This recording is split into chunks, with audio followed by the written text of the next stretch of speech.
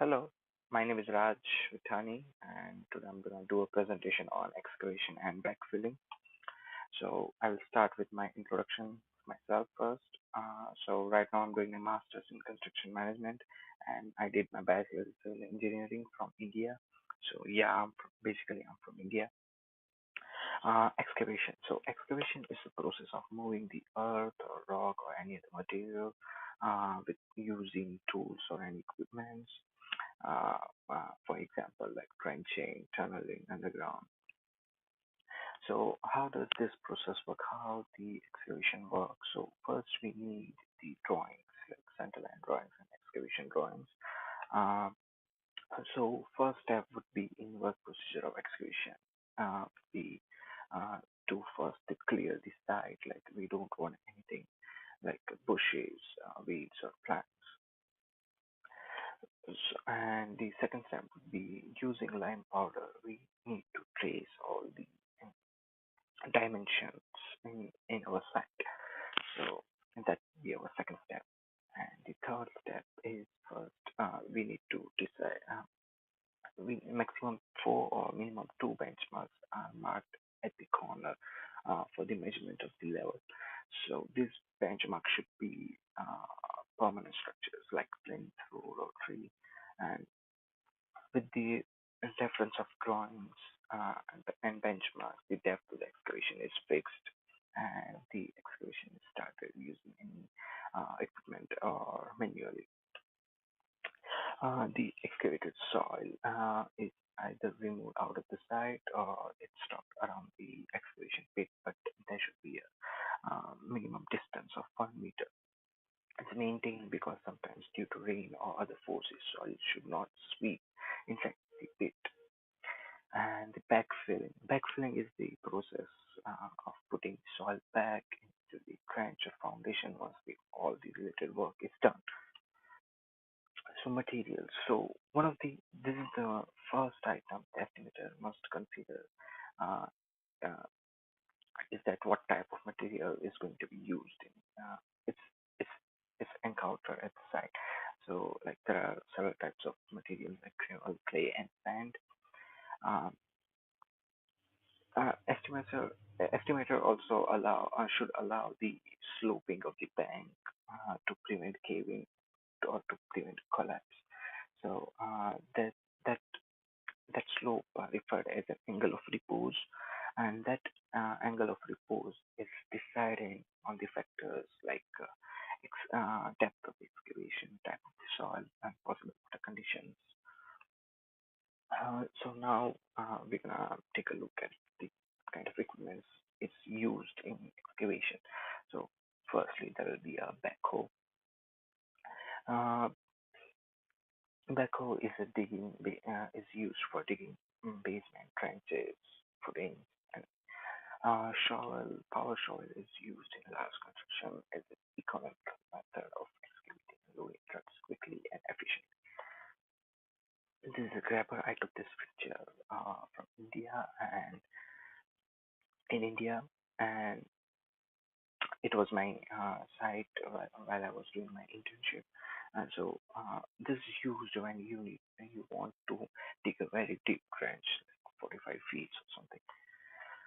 This is scraper. Scraper is a large piece of equipment which is used in different kind of earth moving application like construction, agriculture, and the bulldozer and front-end loader are often used for shallow excavation because and provided the soil excavated is spread out near the excavation area. Dumpers, it's used for to dump the dirt or the soil. So here's my problem number 31. I need to determine the amount of excavation needed for the basement. Here's the figure 1 and figure 2. So here's our plan of the footing foundation, 34 and 22 feet. Uh, we have been also given the slope at 1.5 to 1 and 2 foot working distance is required. So we also need to keep that in mind. So before I start give the solution, I just want you to know that this L is our 34 feet. And so to as we are there is a slope of 1.5 to 1. So uh, to find the excavation of it, we need to count the average length of the cut. So for the to so for to find average length of the cut, for we need this area. So let's find that. So yeah. So for the quantity, area multiplied by height, and so for the average width of the cut, average width of the cut is this. So to find that, first I have named this as an x, this both. And so if we divide x by 2, then x by 2 plus this distance and plus x by 2 again, so we can get the average width of the cut.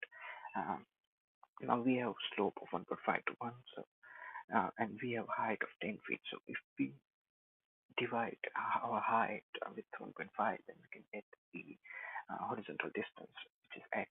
So we can get that 6.67 feet. Um, so after we got the x, we can easily get the average width of the cut. So we got this right now, which is 30.17 feet. So once we get that, but we need this y, as I reminded you, we need this distance. So as we have this distance y, we need to find this one. So we can divide this average with the curve divided by 2. So we'll get, and this is actually a 2 feet. I made a mistake over there. So sorry about that.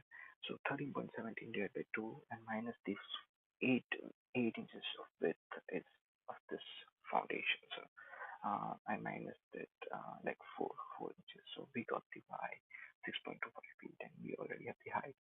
So here's our L, 34 feet, and we gonna add 2 times the Y portion, so that's what I did, and similar for the 22 feet too. So that's how I got the area, and that I need to multiply by height, so that's how I got the quantity of excavation. And then yeah, I went to the RF news to find the cost estimating. So I went to excavating part and 6 to 10 feet deep. So I got the crew, what kind of crew we need, and I got the daily output.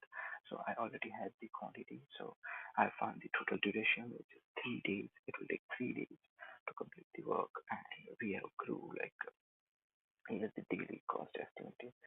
So 1433 multiplied by 3, so it will be 4299 to turn this excavation work. And see problem number 32. So the same problem of 31, we need to find backfill for that.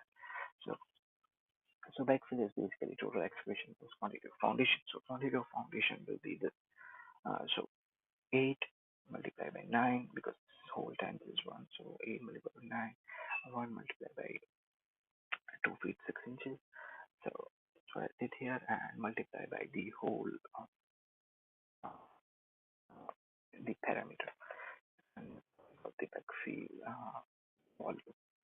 So same way as I cost estimating I did for the backfilling too. I found the uh, crew, I found the daily output, and I already had the quantity, so I found the total duration. It will take 2 days to finish this work. So I have this daily cost estimating, so I multiplied by 2, and so I got this 2107.2 for the backfilling cost estimating. So I think that's it. Thank you so much.